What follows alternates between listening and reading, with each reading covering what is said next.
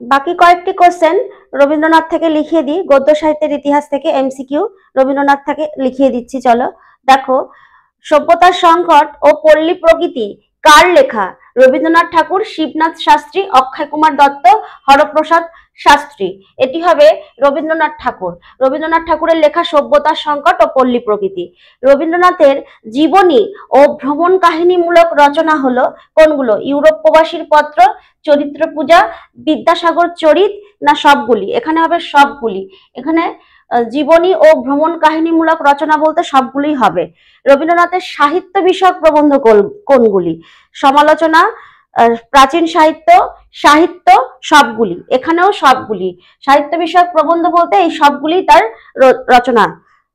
রবীন্দ্রনাথের ধর্মদর্শন ও অধ্যাত্ম বিষয়ক প্রবন্ধ কোনগুলি? সঞ্চয়, বিকাশ, বিশ্বভারতী, না সবগুলি? এখানেও হবে সবগুলি। তার মানে ধর্মদর্শন ও অধ্যাত্ম বিষয়ক কয়েকটি প্রবন্ধের নাম আমরা জেনে গেলাম, সঞ্চয়, বিকাশ ও বিশ্বভারতী। ঠিক আছে।